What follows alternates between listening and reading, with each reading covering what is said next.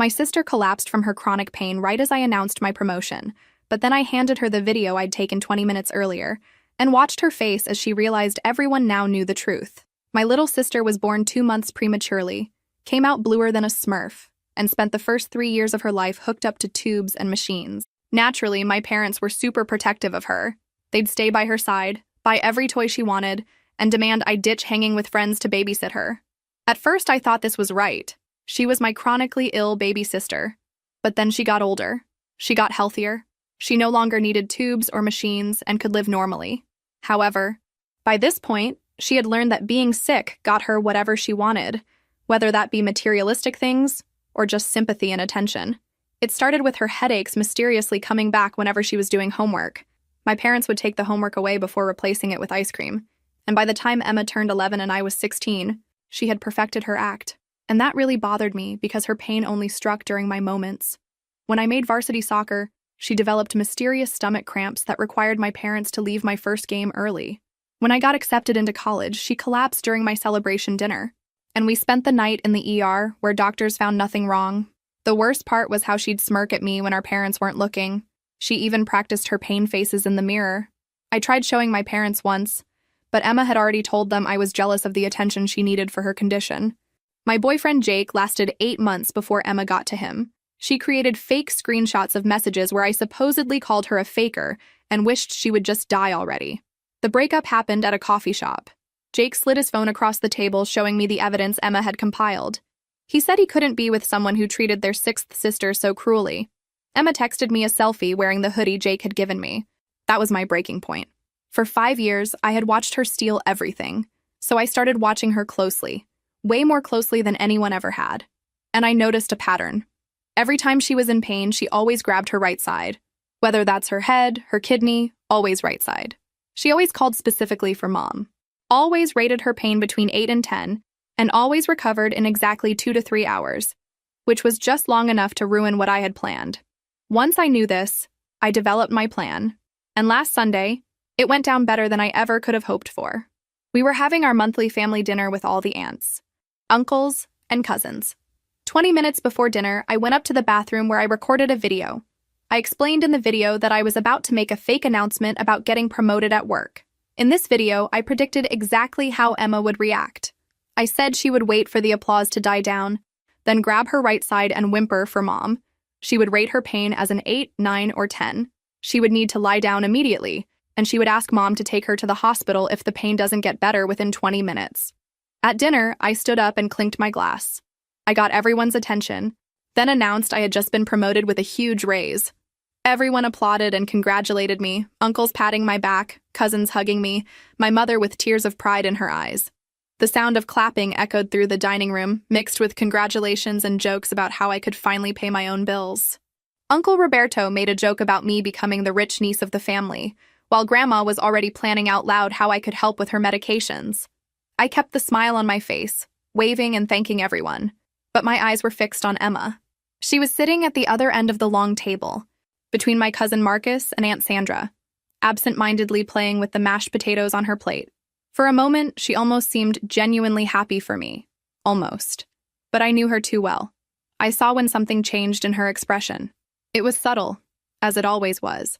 A small contraction around the eyes. A slight stiffening of the shoulders.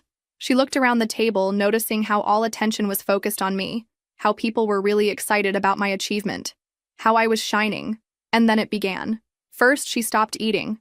She let her fork drop onto her plate with a low clink that only a few people nearby noticed. Aunt Sandra asked if she was okay, but Emma just shook her head with a forced smile, one of those she used when she wanted to appear brave despite the pain. I continued talking with Uncle Pedro about the details of the promotion, lying shamelessly about responsibilities I didn't have and a salary that didn't exist, but part of me was timing it. 3, 2, 1, like a Swiss watch. She brought her hand to the right side of her abdomen. The first moan was almost inaudible, a low sigh that mixed with the noise of conversations. But Emma knew exactly how to project her voice so it seemed like she was trying to hide something.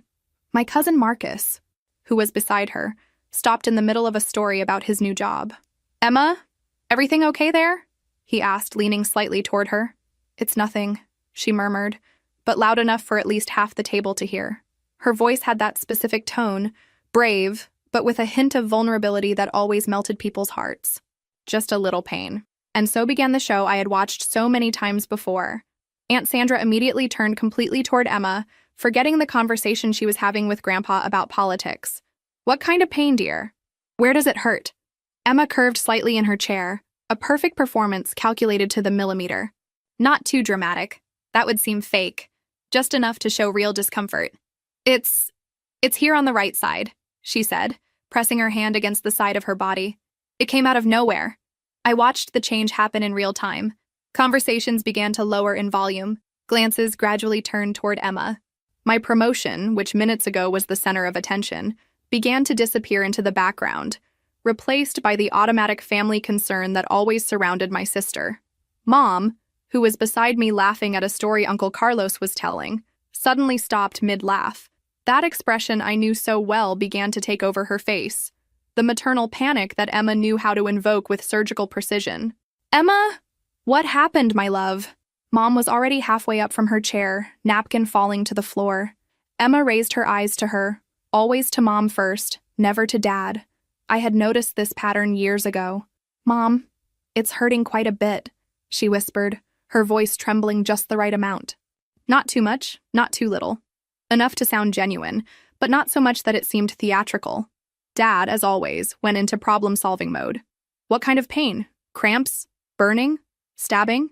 "It's a dull pain," Emma answered, closing her eyes as if concentrating to describe it. "But really strong. And it's getting worse." Grandma crossed herself. Uncle Roberto frowned with concern. Cousin Carla was already asking if anyone had any medicine in their purse. The attention of the entire room had completely shifted from me to Emma, like water going down a drain. I kept smiling, kept participating in the speculations about what could be causing Emma's pain. But inside, I was fascinated watching the machine work. It was like watching a conductor directing an orchestra.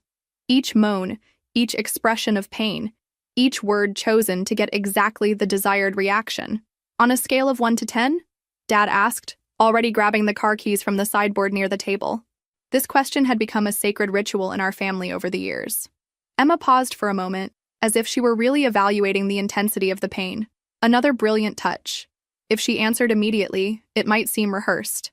It's an 8, she said finally, her voice coming out weaker. "Maybe 9. Of course it was. It was never less than 8. Never 10. That would be too dramatic, too obvious. Always between 8 and 9, enough to be alarming, but not so much that it would raise suspicions. I watched the entire family dynamic reorganize around Emma's pain. Aunt Sandra began telling about when she had kidney stones. Grandma murmured about how the girl had suffered so much since she was little. Cousin Julia was already suggesting that maybe it was appendicitis. My promotion had become a distant memory in less than 5 minutes.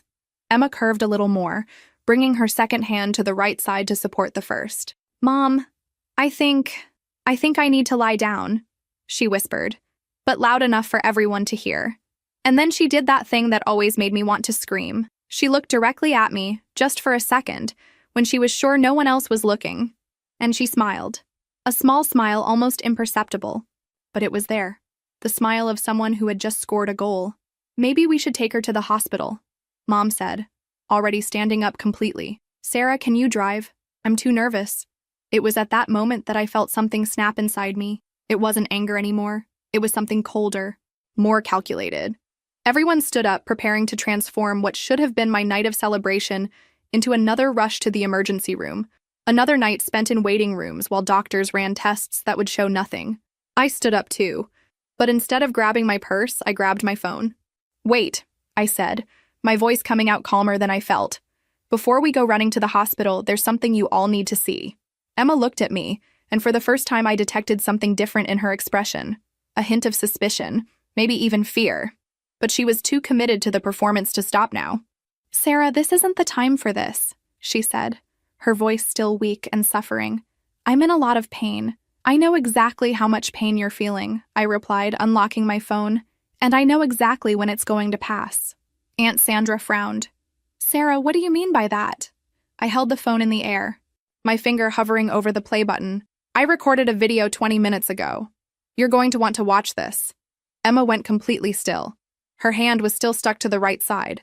Her expression still showed pain, but something had changed. It was as if she had realized the ground was moving under her feet, but still didn't know exactly why. "What video?" Mom asked, still torn between concern for Emma and curiosity about what I was doing. I looked directly at Emma, seeing the exact moment she understood that something was terribly wrong. Her eyes widened slightly, but she couldn't abandon the act now. Not in front of the whole family. "A video that's going to explain a lot," I said, and pressed play. My voice came out clear and firm from the phone's speaker. "It's 6:40 p.m. on Sunday. In 20 minutes, I'm going to make a false announcement about a promotion at work during family dinner. When I do this, Emma will wait for the applause to finish. Then she'll hold the right side of her body and call for Mom. She'll rate the pain as 8 or 9. She'll ask to lie down. And if she follows the pattern, she'll suggest going to the hospital in exactly 15 minutes. The silence in the room was so dense I could hear the tick-tock of the wall clock. All eyes turned to Emma, who had become completely petrified, her hand still glued to the right side as if it had been stuck there. "She always holds the right side," my recorded voice continued mercilessly. "No matter what type of pain it is, head, stomach, kidney, always the right side. Always call specifically for Mom first. And she always recovers in 2 to 3 hours, just enough time to ruin any important moment of mine." Grandma was the first to find her voice. "Emma, is this true?" Emma tried to recover, but I could see the panic growing in her eyes. I don't know what Sarah is talking about," she stammered, trying to return to the suffering tone of voice. "I'm really in pain. Don't you believe me?" "I'm not done yet," I said, pausing the first video. That was just the appetizer. I navigated to the next folder on my phone, a collection I had been meticulous in compiling over the past few months. "Do you want to see what really happened at high school graduation? Sarah?" "Stop this," Emma whispered, but her voice had lost all that theatrical fragility. Now it sounded sharp, almost threatening. I played the next video. It was a recording from the school's security camera that I had gotten through a friend who worked in administration. The image showed Emma in the side hallway of the school, near the water fountains, 5 minutes before the ceremony began. She was completely alone, checking her phone. Then, suddenly, she put the phone away, looked around to make sure no one was watching, and started practicing. There, alone in the hallway, my sister was rehearsing expressions of pain. She frowned, brought her hand to her chest, made different grimaces in the reflection of the glass window. She was literally rehearsing which would be the most convincing. "My God," Aunt Sandra murmured, her hand flying to cover her mouth. "Wait, there's more," I said, moving to the next file. "Remember when Jake broke up with me? When he said I was cruel to my sick sister?" Emma went pale. "Sarah, don't." These are the original messages she sent to Jake, pretending to be me. I showed the screenshots I had managed to recover from her phone's backup. Another favor I got from a tech friend. Look at the dates and times. She waited for me to leave the house to use my computer and create fake accounts. The messages were cruel, saying horrible things about Emma that I would never think, let alone write.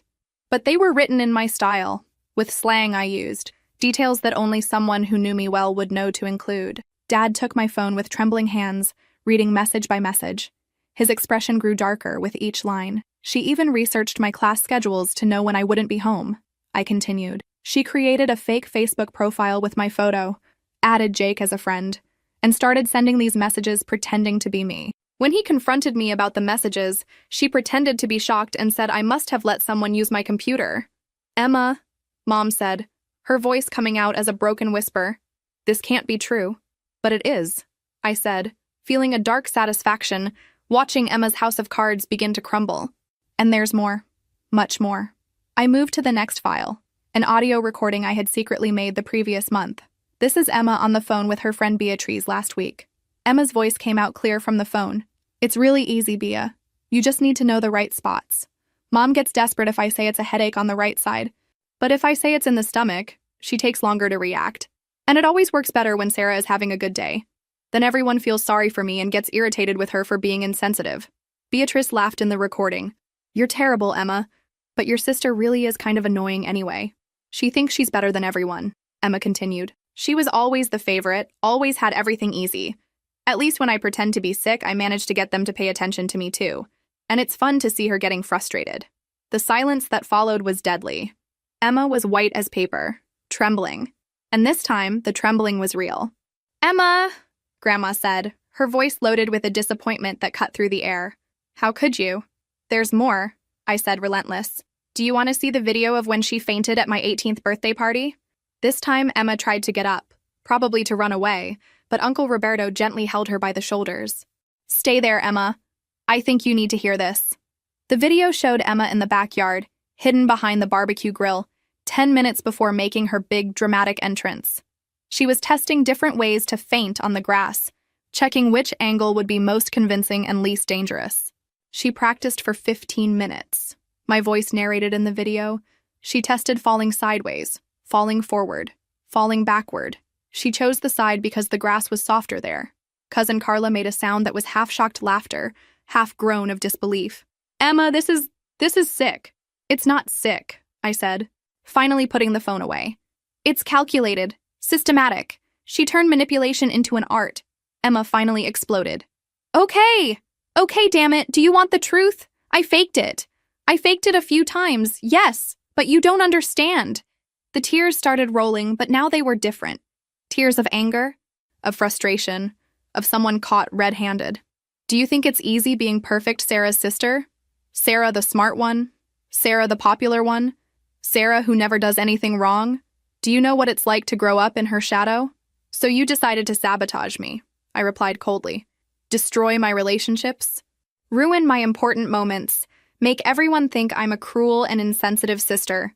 Because you had everything, Emma screamed, all pretense of being sick completely abandoned. You always had everything. And me? I was just the sister who almost died as a baby. The only way you'd pay attention to me was when I was sick.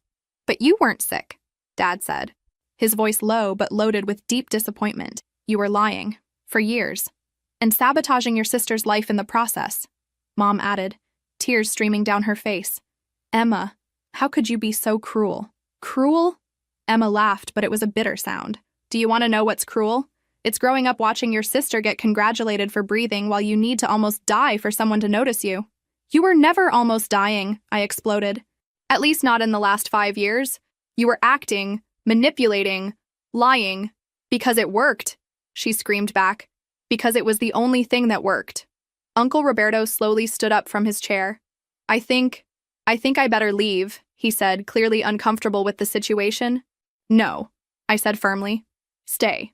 All of you. Because there's one more thing. Emma looked at me with pure terror. Sarah, don't. Please. Tell them about the money, I said, my voice low but sharp as a blade. What money? Mom asked. Emma remained silent, but her expression was confession enough. The money you gave her to buy medicine, I continued. Those expensive medicines the doctor supposedly prescribed. The ones she said health insurance didn't cover. Dad went livid. Emma, tell me you didn't. She spent it on makeup, clothes, going out with friends, I said. I have the bank statements. I have photos of the purchases she posted on Instagram. You gave her over 3,000 rees in the last 6 months. 3,000 rees? Grandma repeated, incredulous. Which she spent on everything except medicine, I completed. Because she didn't need any medicine. Because she was never sick. Emma began to sob, but now no one moved to comfort her. It was as if an invisible barrier had formed around her. 15 years, Mom whispered. 15 years believing, worrying, canceling plans, losing nights of sleep. And I lost 15 years of my life, I added. 15 years being treated as the cruel and insensitive sister. 15 years watching my important moments get destroyed. 15 years being blamed for not having enough patience with the sick sister. Emma raised her face, tears making tracks in her makeup. Sarah, I'm sorry. I'm really sorry. Now you're sorry, I said. Now that you've been caught. Aunt Sandra shook her head, getting up from the table. Emma, I don't know what to say. This is very serious. You all know now, I said, looking around the table. You all know what kind of person she really is. You know what she did to me, to this family, for years. Emma tried to get up, probably to flee, but Mom held her by the arm. No, Mom said, her voice firmer than I had heard in years. You're going to stay here. You're going to listen to everything. You're going to face what you did. And it was at that moment that I knew I had succeeded. It wasn't just about exposure. It was about justice. Finally, after all these years, the truth had come to light. But I still wasn't finished. There was still one last card to play. And this would be the one that would really finish Emma once and for all. "There's one more thing," I said, pulling up a chair and sitting directly in front of Emma. "The last piece of the puzzle." Emma looked at me with red and swollen eyes. All the fight had gone out of her. "Sarah, please. Enough. They understand now." "No, they don't understand everything yet," I replied, taking my phone again. "Because you still don't know about Mike." The name fell like a bomb in the room. Emma went white as paper. "Mike? Your ex-boyfriend?" Mom asked, confused. "But you broke up because he moved to Denver." "No," I said, keeping my eyes fixed on Emma. "We broke up because my dear little sister hit on him, and he fell for her." Emma started trembling. "Sarah, don't." "Show them, Emma," I said coldly. "Show them the messages you sent him. The photos you sent." "What photos?" Dad asked, his voice becoming dangerous. "Emma here found out that Mike was going to propose to me," I continued, savoring each word.